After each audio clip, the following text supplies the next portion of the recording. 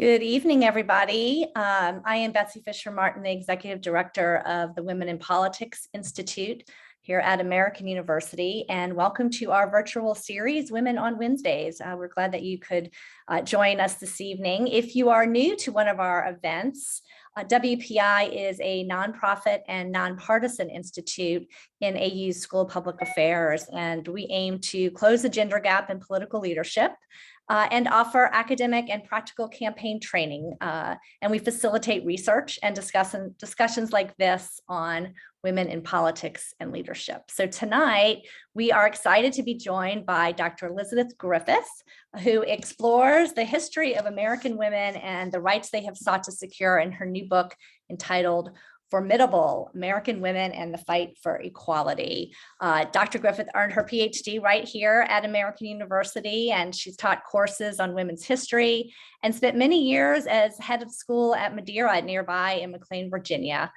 She is also the author of In Her Own Right, The Life of Elizabeth Cady Stanton.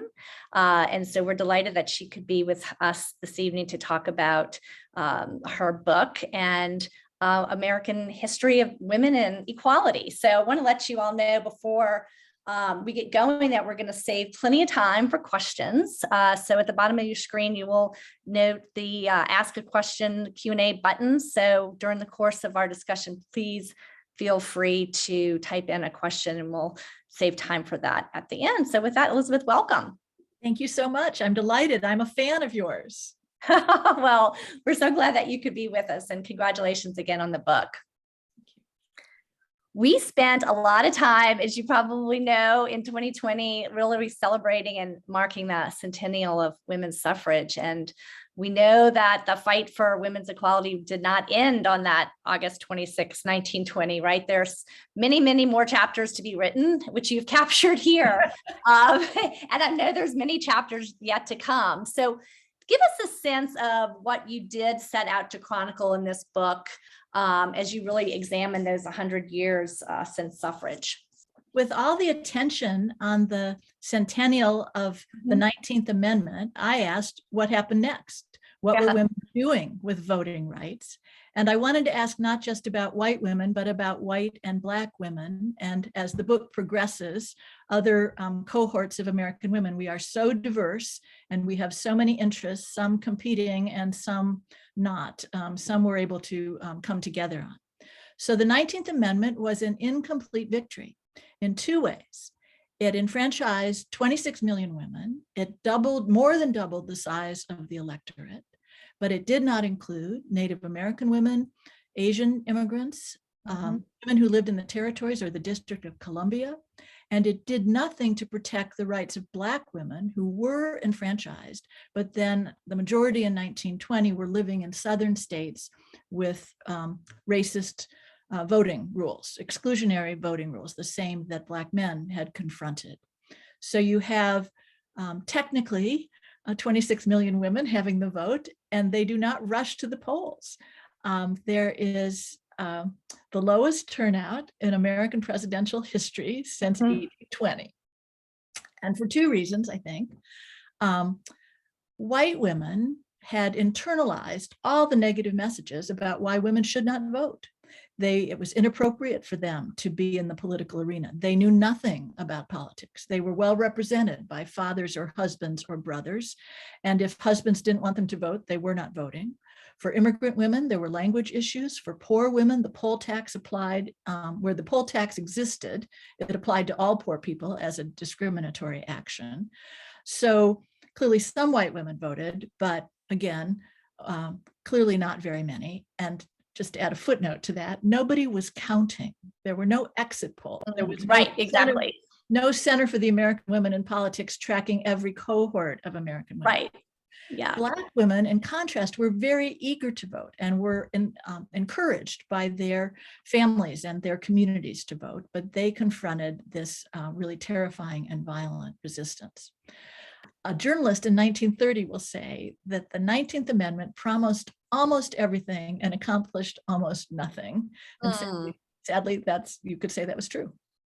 Well, there's a funny quote that you have in the book from a New York City cop to a reporter after women were given the right to vote. And he said, "It ain't like it used to be. Since women's been mixing in, politics ain't the same."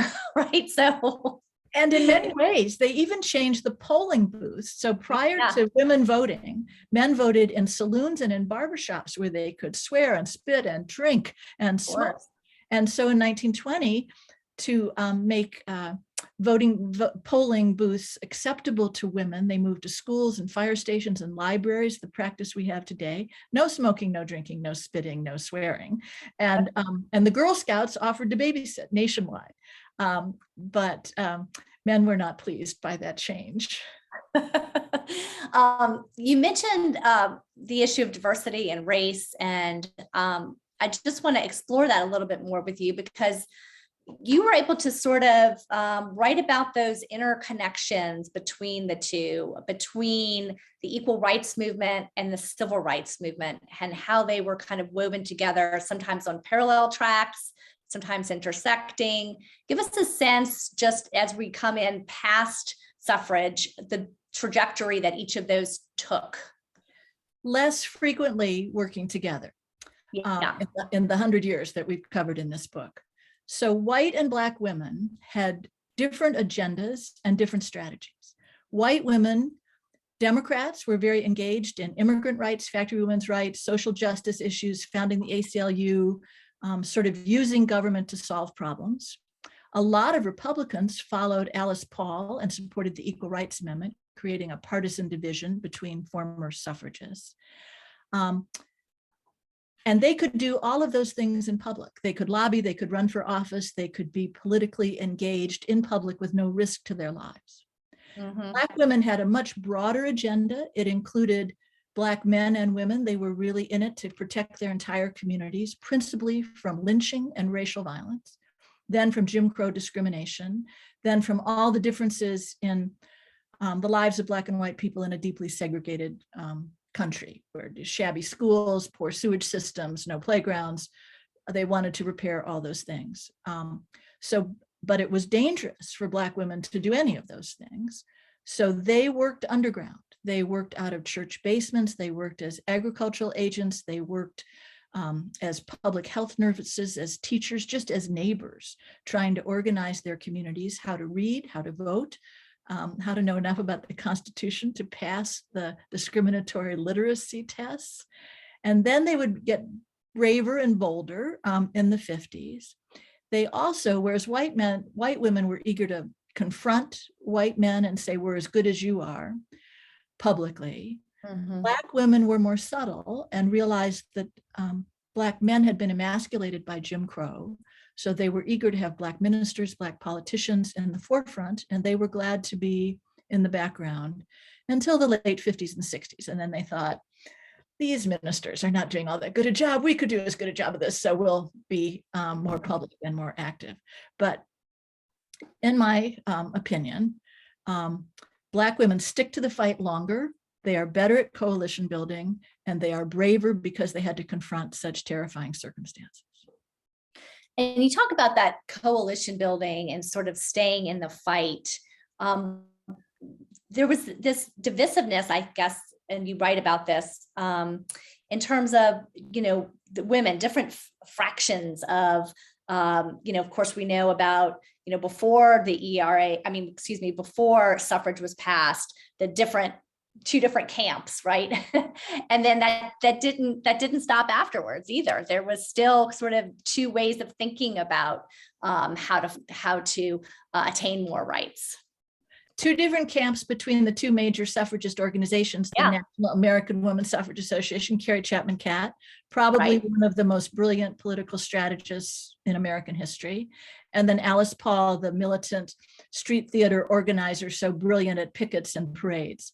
And one of the reasons I give Catt majority credit for the vote counting and the strategy to get it through the Congress and then ratification.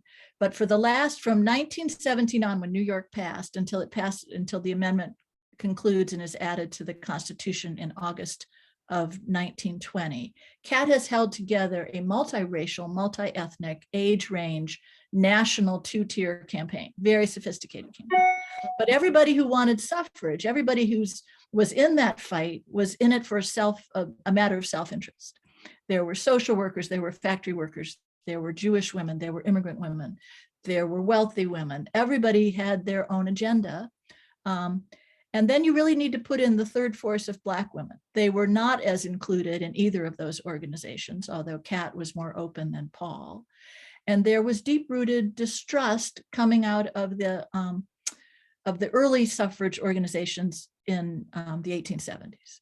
So there's lots of reasons for Black women to distrust white women, but they participate because it's in their self-interest to get the vote as well. Talk to us a little bit about the research that you did for the book.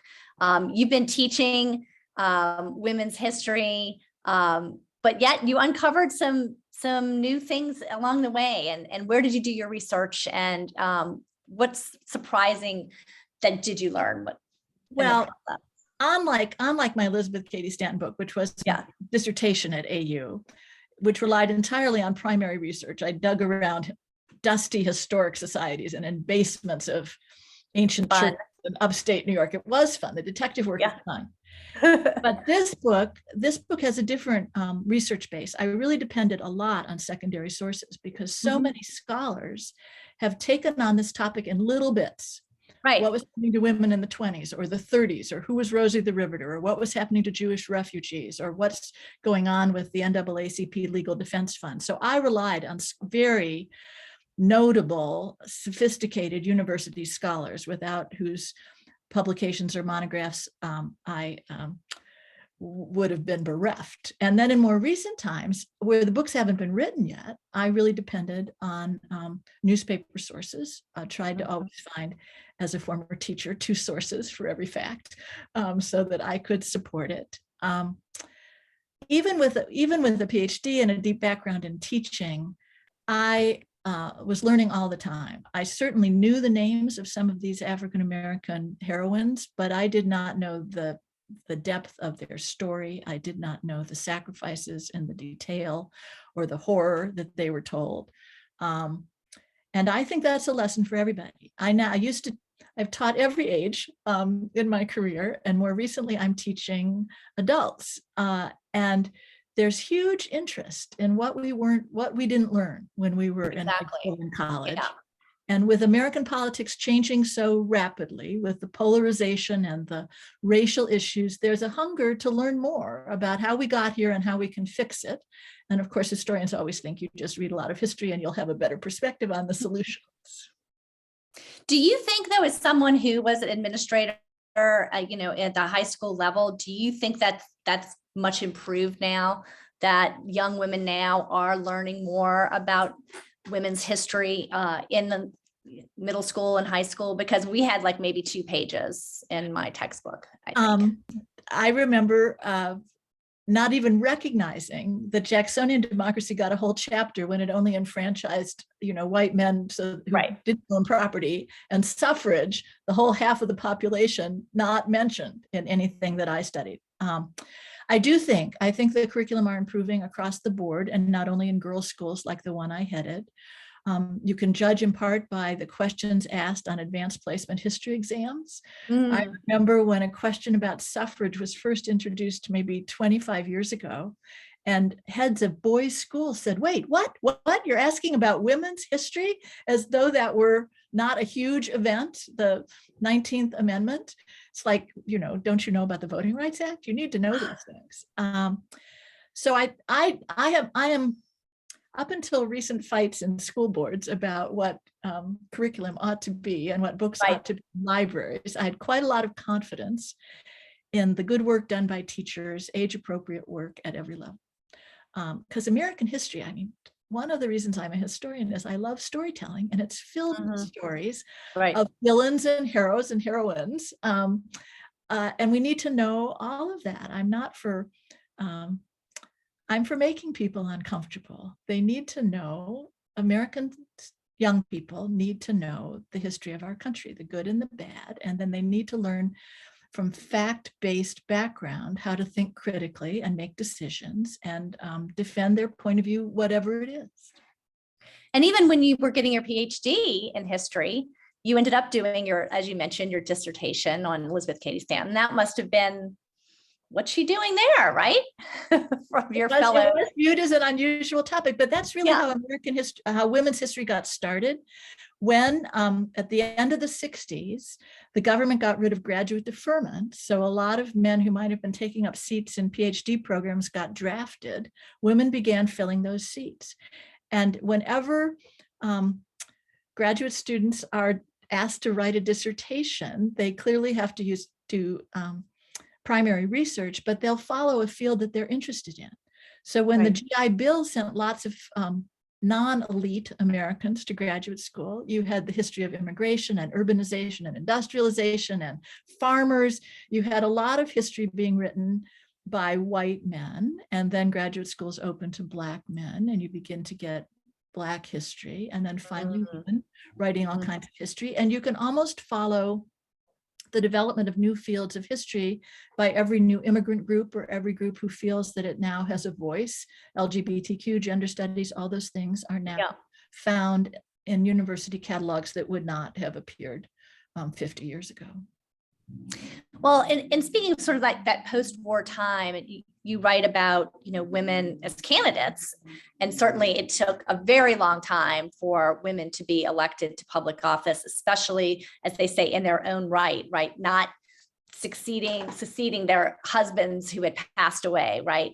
But you also write kind of post-war, very few women, even though, women were involved in so many areas of work during the war, for them to be in entering politics, you write about that it was seen as sort of a threat to post-war stability, that kind of gender and sexuality component. It certainly was. Two elements there, Betsy. The first is that America becomes an unexpected world power, got the threat of communism around the world, and so we become quite interested in national security. The whole McCarthy era, the communist hunting, the gay hunting, the sense that women should all retire to suburbs and have lots of babies, and that the nuclear family really demonstrates the strength of America. There's a flaw in that, because from the time Rosie was laid off at the end of the Second World War, the number of women in the American workforce has only increased. It has never decreased since 1946. So even though the image is of white women at home having lots of babies, there were plenty of white and Black women working. Women in politics, it is still into the late 40s, not very many women have served, or if they have served, they haven't served long enough to accrue seniority. Right. There are 3 who do, but the rest are 1 or 2 year terms. In defense of widows, speaking as a widow, a lot of those widows were really well prepared. Margaret Chase Smith comes in. Margaret Chase Smith succeeds her ne'er-do-well husband, who dies of syphilis in 1940. And in every election to the House, she wins more votes than he ever did. And then she runs for the Senate, the first woman to serve in both the House and the Senate. And then she gives that brilliant speech attacking McCarthy for his insults to America and his horrible behavior, his bullying.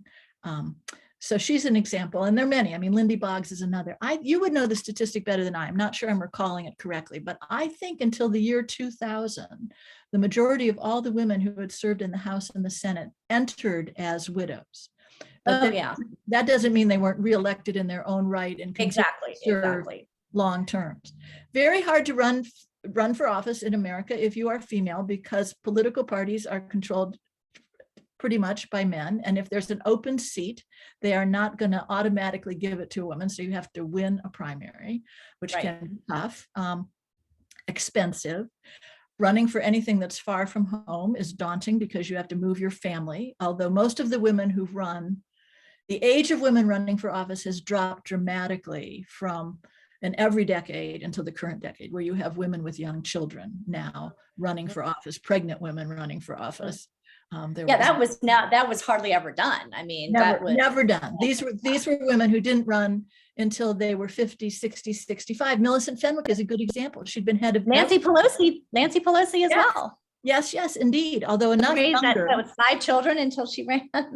Right. She doesn't run till she's 47. And there too is someone has died and she's been appointed. She's not the widow, but she gets a seat. Right. But if you're not beginning to run until you're in your late 40s or 50s, and you're running for the House, then it's unlikely you're going to run for the Senate or accrue enough power and have enough time to become a committee chair or a leader. That's begun to change quite dramatically, really sort of beginning in the surge of that followed Anita Hill, the 1992 Year of the Woman, which was only the addition of 4 senators, but it was big at the time. But more and more women are running, but the statistics are discouraging.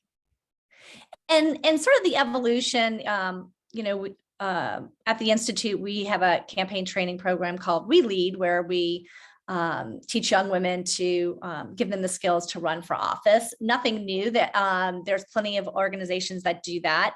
But it is relatively new over the last, I don't know, what would you say, 25, 30 years?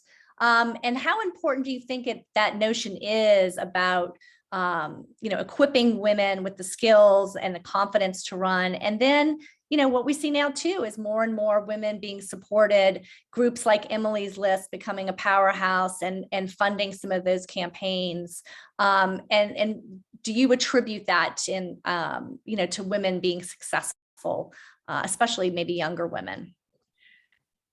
I think it's really hard to run for office. And I think any organization, yours, Emily's List, others, who can say to women, you can do this. I think that's the first important message, to have a mentor who says you're as capable of doing this as somebody else. I remember years ago, we used to joke that 25-year-old men look in the mirror and whistle "Hail to the Chief" and imagine themselves in the Oval Office. And 25-year-old women who might think about running for Congress, as they're old enough then, say to themselves, oh, I'm not qualified yet. I need to do 5 more things before I'm qualified to run. Women need to know that they are clearly capable of doing this. Liz Carpenter from the Johnson administration would say that we'll know we've really succeeded when there are as many mediocre women in Congress as there are mediocre men. But there are superior women in Congress, and they've all proved their worth. I want to go back to the statistics because this is discouraging to me. Women have had the vote and been political actors since 1920. Today, we are more than half of the population. We are registered at larger numbers. We turn out at larger numbers. We vote. We make a difference.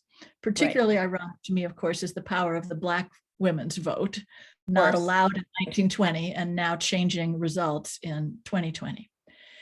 The highest number of women in any sort of governing body in America is at the student government level in colleges, and it's 44%. It drops down to 34% for school boards, which is basically the lowest level for which you sort of have authority, city council, school boards. And women run for that because they know the issues and you don't have to leave home. You don't have to disrupt your children, and it doesn't cost a lot of money. After that, the state legislature, also pretty easy to do. We are 29% of the state legislature, 27% of the current Congress, 23 senators, so 23%, 9 governors. In 100 years, that's really slow progress toward any kind of true representation or staying power where you're chairing committees and controlling leadership. Although huge that Nancy Pelosi is the speaker and that we have a female vice president.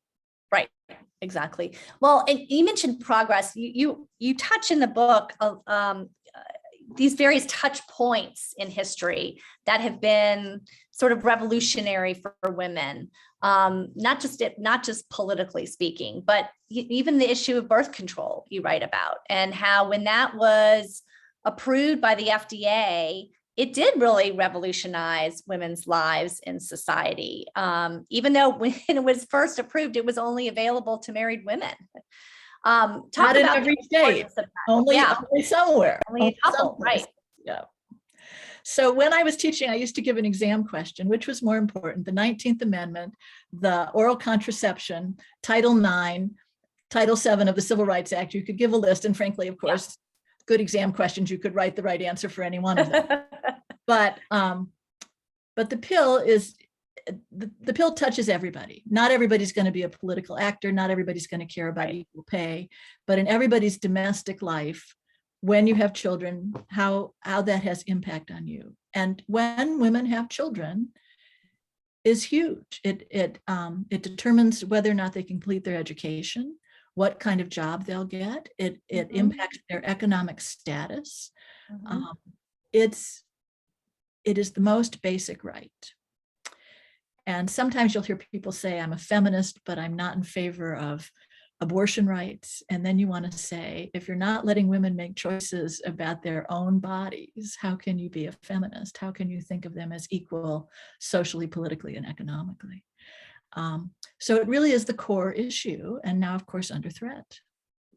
Well, in this period too, in the 1960s, I mean, you think of women coming far, but you write about even just in terms of jobs, help wanted ads at that time, would specify if it was a male or female applicant that they were looking for. I mean, things that, fast forward now 60 years, but I mean, I don't think people understand that wasn't that long ago. It is very hard to, when you're teaching women's history, to anybody except for someone maybe in my generation, to understand the lack of rights. Right. Pre-suffrage, pre-1920, women, and even in 1920. So the right to vote did not get you the right to serve on a jury. So women lacked personal autonomy to their bodies. They didn't own their clothing. They didn't control their children. They couldn't divorce their husbands. They had no property. They couldn't inherit property to themselves from their family. They couldn't keep their wages. Their residency was their husband's residency. Their citizenship was their husband's citizenship. There were all kinds of common laws that had been translated into statutes that controlled women. And slowly, I mean, the Equal Credit Act is 1974. Takes the Pregnancy Discrimination Act is 1978. And those are just little nibbles to try to advance us farther.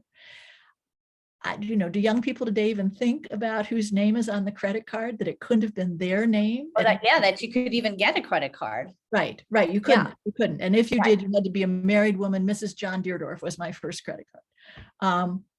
So there's no doubt that things have improved dramatically and splendidly for a large swath of the American population. But there's a whole bunch of people who were not touched. And you could say that the women's movement will not be successful until every woman benefits from affordable, accessible childcare, from paid family leave, from access to better paying jobs, and access to birth control and abortion rights. The chapter that you have titled sort of during this era is called Battle Lines. And you write, about this kind of post-Vietnam era and sort of the ushering in of more of this kind of radical feminism, the bra burning, that kind of thing. What was the impact of that? And what were those kind of battle lines like within communities of women?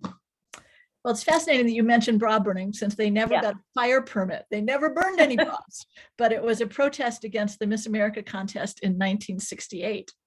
The 60s were a cauldron in the United States. You had the civil rights movement going public and national, and much more involvement of white college students and much more news coverage of the violence that was taking place throughout the South.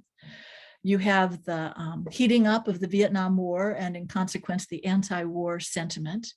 And then you have a women's movement sort of stirring around, so that between 68, 70, 72, there's a bunch of people in the street protesting just about everything.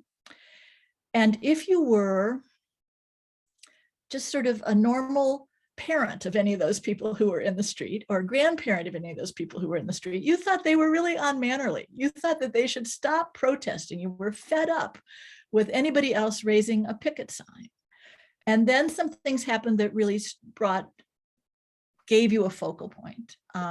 Passage of the Equal Rights Amendment was generally cheered and generally welcomed, but the way the press played it, that feminists were against homemakers, created a schism. the black-white issue was always going to be present, and the civil rights movement that had been pretty racially mixed in the early 60s became, with the rise of Black power, a lot of white women left the civil rights movement to become radical feminists. And you have, again, this diversity of American women. You have women who are wearing suit jackets and lobbying the Congress, and you have women who are not wearing their bras or shaving their legs and are marching against everything to sort of destroy the patriarchy. Mm-hmm. Then you have Roe, and Roe, the Roe decision in January 1973 alarms conservative evangelical Christians, conservative Catholics, anybody who thinks that the country's falling out of control.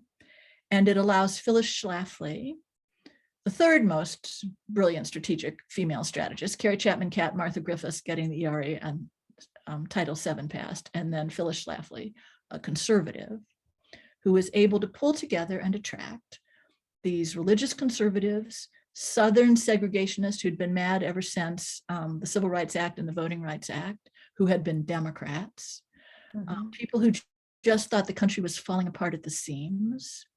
And she realigns the political parties in a very effective way. She pulls all those people into a cohort of family values, and she hands them to Ronald Reagan. He almost wins the nomination in 1976. He wins the nomination in 1980. And there is a huge shift in American social thinking about equal rights, about civil rights, that has progressed downward, in my opinion, since then. Court appointments, court decisions, right, hard-fought legislation. So I miss the days when both parties had conservatives and liberals and moderates, and they managed to get more done than they do when they are as polarized as they are today. Well, we actually have a question about the ERA, and you talked a little bit about Phyllis Schlafly and how she succeeded in really stalling that. The question is, can you comment on the need to pass the ERA? And I guess, where are we now, and will that ever become an amendment? In the current climate, I doubt it. Today, I think today was the hearing at the court of the state attorney generals of Virginia, Nevada, and Illinois, saying that their state legislative votes ought to count and the ERA ought to be ratified. That's not historically accurate. The Equal Rights Amendment, when it was passed by the Congress in March of 1972 by a bipartisan House and Senate, is enormously popular at the time. 21 states ratified in 1972, and maybe 12 ratified in the early part of January 73 before Roe was handed down. And then, partly on account of Phyllis and partly because of this conservative pushback, ratification slows to a dribble. The extension passes narrowly, and by June 30th, 1982, we have 35 of 38 states, if you do not count the states that rescinded. So we did not meet the constitutional requirement. And immediately, that was June, the following January, the House and the Senate reintroduced a new Equal Rights Amendment, and it has been reintroduced in every congressional session, which sort of makes the case that they thought it was dead in 1982. Mm-hmm. So 50 years later, you're saying that 3 more states bring you up to 38. So clearly there's going to be a lawsuit about that. Is it germane? Is it timely? The Justice Department has said no. The archivist who now does the certification is trying to not sign it because there will be a challenge immediately.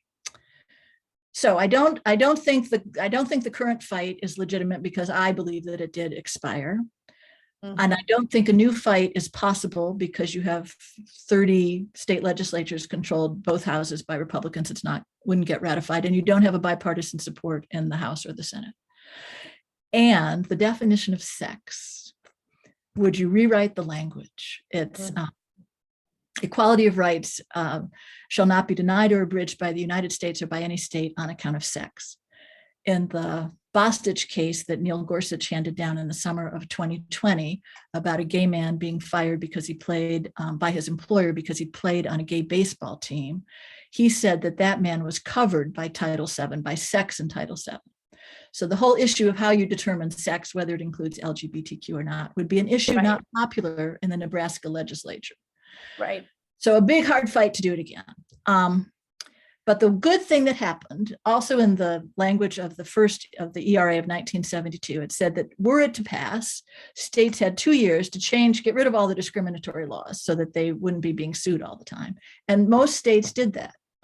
Virginia, who didn't ratify it during that time period, changed every law. It's really hard to find any law that specifically discriminates against women, and you could have found thousands in the 1970s. Right. So then the question is it just a constitutional hook? Do you want to have women in the Constitution, since the word woman does not appear in the Constitution at present? And you could say yes, so that'd be good. But if the court would consistently use Section 1 of the 14th Amendment, equal protection of the law, that does apply to everybody, ought to apply to everybody. But the court has been inconsistent in its application. So it's an excellent question. It's a complicated answer.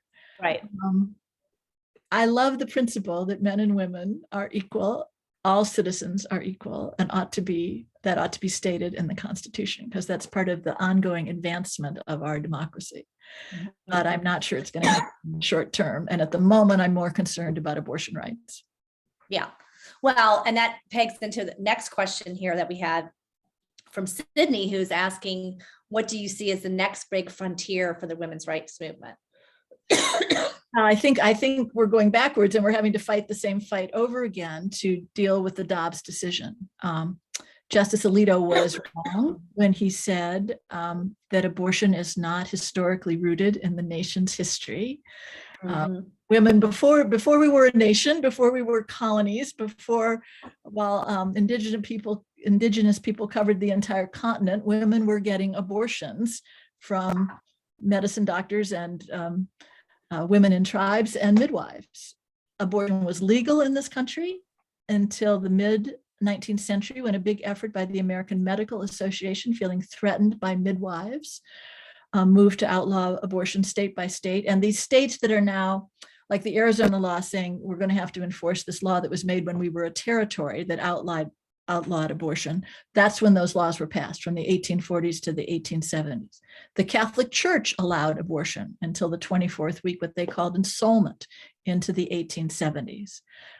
So for most of American history, abortion was available and legal up until what was called quickening, when the baby's kicking, but only women knew when the baby was kicking, and only women midwives knew what to do about it to, quote, restore menstrual flow.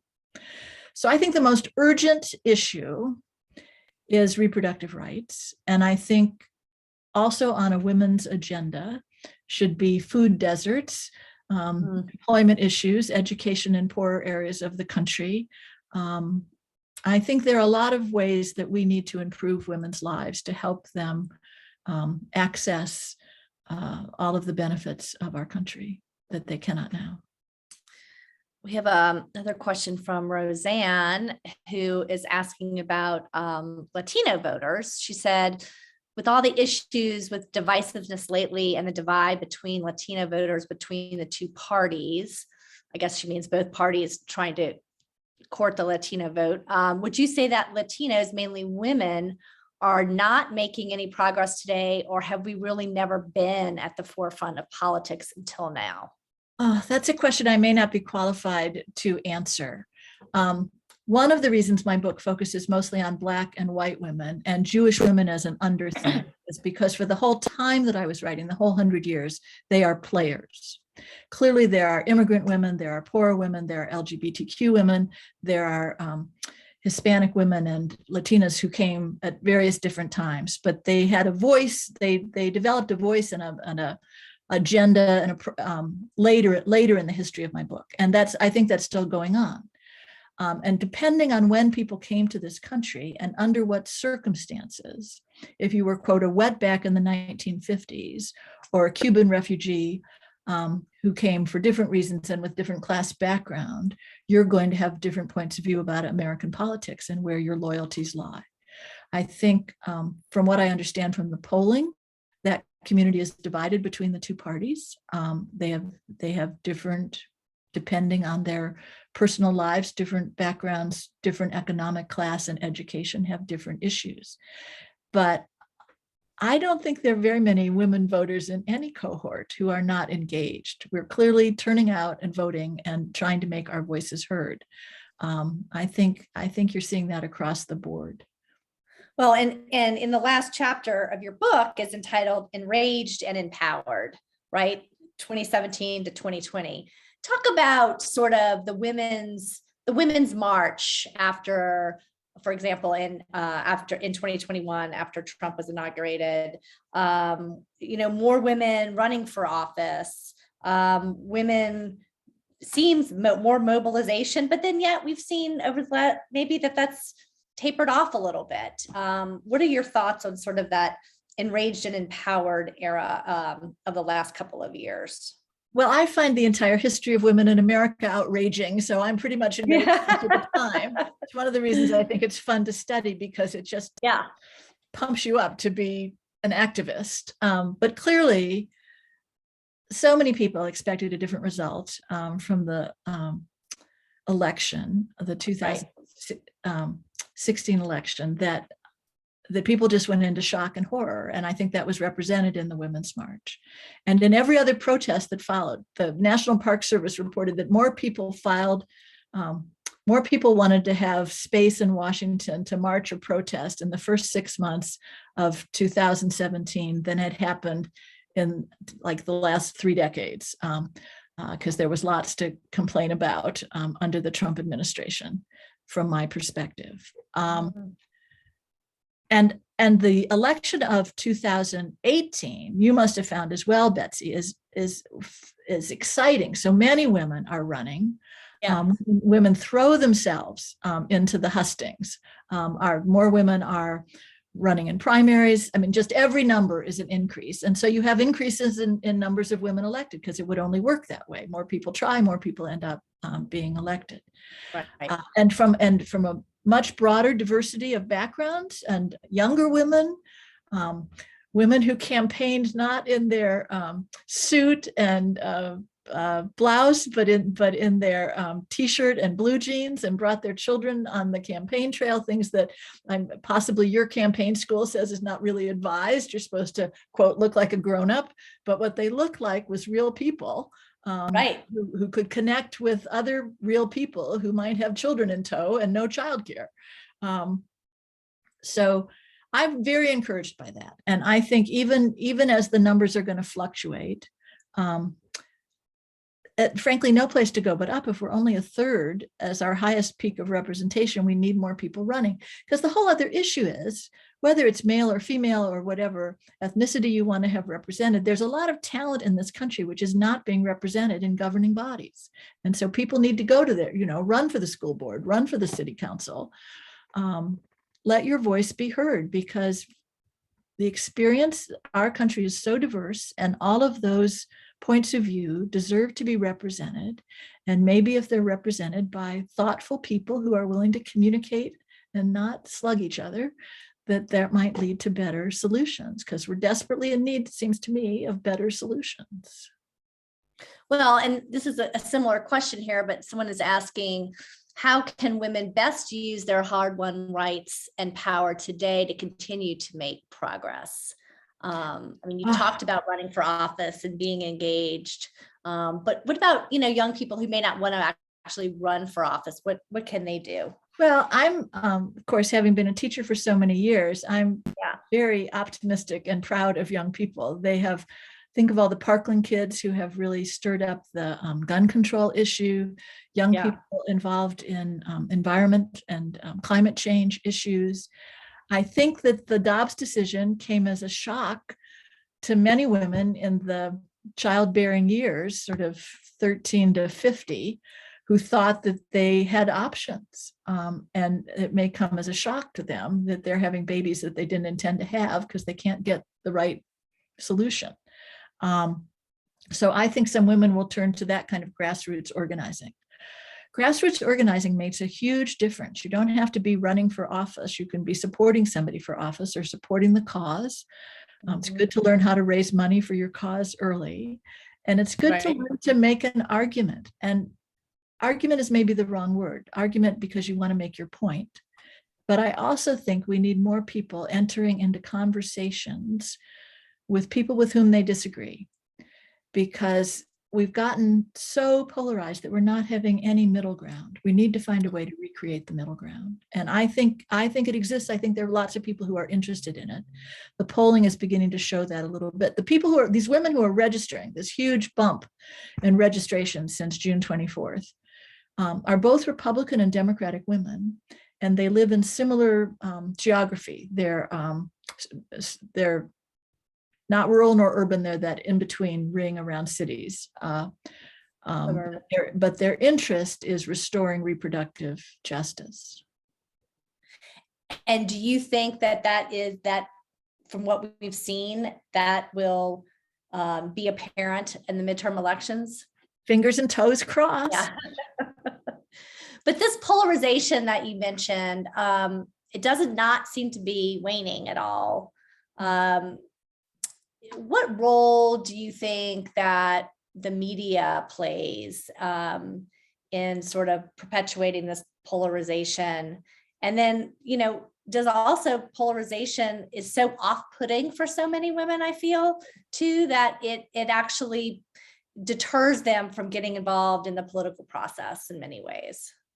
I think that's an issue. And part of that is sex role socialization. Part of it is that the role women have traditionally played in the whole world, the peacemakers, the mediators that bring people together. It was one of the reasons that was given for women not engaging in political life. It was too dirty, infighting, shouting, messiness. But women bring skills to that. And we've seen it among the women of the Senate on both, the women of the House and the Senate, on the occasions when they've come together to create a solution to one thing or another. So the divisiveness is real. I think you could only predict divisiveness in a country as diverse as we are. And I think that diversity is a strength. So we have to figure out a way to channel that strength, to find areas of common ground. And it might be you might have different allies on one fight than you'll have on another fight. And I think understanding that is really important. I think we need to move away from enemies, my team and you guys are the bad guys, and see it as allies today, potential allies tomorrow, a different point of view. Well, someone's also asking here along those same lines, what lessons should the modern feminist movement take from the women's rights movement of the past, and where should it go from here? Thank you for asking that question. The importance of alliance, the importance of crossing these divisions and finding common ground among women who care about the same things, but are working separate paths instead of working together. There's huge strength in alliances. And that means, finding yourself in uncomfortable situations and allowing people to yell at you, perhaps, while they get over their annoyance with you and then become your ally.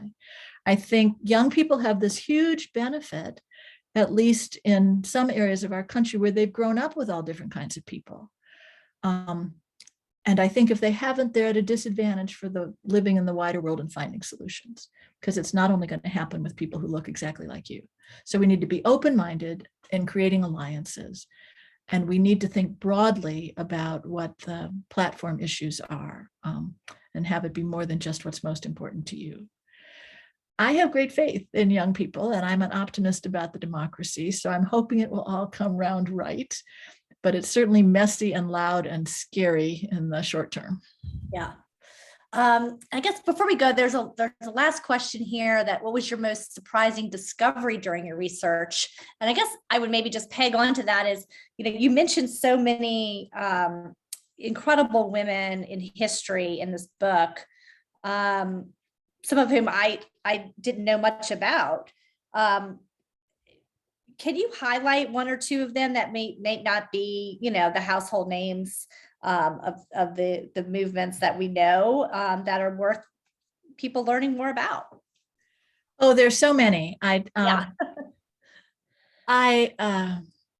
Septima Clark might be my new heroine. Of Black women, she was the one I knew the least about. Septima Clark in the 30s and 40s had been a African-American school teacher in Charleston, South Carolina. Segregated schools, poor resources for those schools, highly credentialed woman. She taught children during the day, she taught their parents at night. And then she's fired because she's a member of the NAACP, which was illegal in South Carolina. So she is hired by something called the Highlander School in Tennessee, which has been doing labor organizing, and then decides to expand to a civil rights agenda in the early 50s. Both of those things would be really scary to do in the early 50s. It's out of the Highlander School that We Shall Overcome became a protest song, because it taught singing was part of organizing. So she starts what came to be known as the Freedom School movement, that you're teaching people reading and writing, how to register, where to go to vote, how to form a credit union, how to sign a check, how to negotiate a lease, all the things that Black men and women had not been taught sort of in their lives growing up because of segregation. The Highlander School is closed down for being seemingly communist, and she is hired by the Southern Christian Leadership Conference. And she is the woman who initiates the freedom schools of the 1960s. Under her will be Andy Young, under her will be Dorothy Cotton, a whole bunch of people. And that leads to Freedom Summer in 1964. As a result of her work, about 70,000 African Americans were registered between 1965 and the passage of the Voting Rights Act and 1970. Huge accomplishment. Great ending because she returns to South Carolina and she's elected to the school board and sort of honored in her hometown after all this time in her retirement. But I name as many women as I can in this book. I sort of took up the Black Lives Matter, say his name, say her name. We're naming everybody. Right. But there are going to be so many people that none of us ever knows the name of. Both white women, Black women, every other kind of protesting, reforming woman. And many of us today we're never going to know the names of these young people who might be making some huge change in our lives. But they're important, and we need to acknowledge the work. And when we can credit them, we should give them all honor. Well, the book is just a terrific resource for that, as well as just for getting a great sort of overview of the last 100 years when it comes to women and equality. And so Betsy, congratulations on the book. Thank you. But could we also mention that in addition to political history and trauma and crisis and danger, it also includes Miss America, Wonder Woman, Nancy Drew, the Battle of the Sexes. I like that. All of lots of underwear, lots of fashion, lots of art. There's I tried to, because there's so many ways that women advance or don't advance separate outside of the political sphere. Absolutely. And you chronicle, all of those touch points and not just politics, but sort of the pop culture as well that just has ramifications down the line. So it's a fun read too. So congratulations on it. And I really appreciate you taking some time tonight to speak with us more about it. And want to thank everybody for joining us and let you know we have couple more events coming up. 2 weeks from now on October 12th, we are going to have NBC News correspondent Ali Vitale, and she is going to discuss her new book. It's called Electable: Why America Hasn't Put a Woman in the White House ... yet. So we'll have her here to talk about that. And then 2 weeks after that, on the 26th of October, we have another terrific AU alum, Dr. Bonnie Morris. She is going to discuss her new book, What's the Score? 25 Years of Teaching Women's Sports History. And so she'll be here October 26th. And then after the election, we're also going to have a special Women on Wednesdays at 5:00 on November 9th to kind of look at the election results, deconstruct them, talk to a pollster and some strategists about how women fared at the polls on the midterm elections. So we'll hope everybody will join us for that. And you can sign up on our website, and we'll be sending you some emails as well. And again, thanks for being here. And thanks again, Elisabeth. Thank you. I'll be watching all of those. Thanks so much. Okay, great. Thank you. Bye-bye. Bye-bye.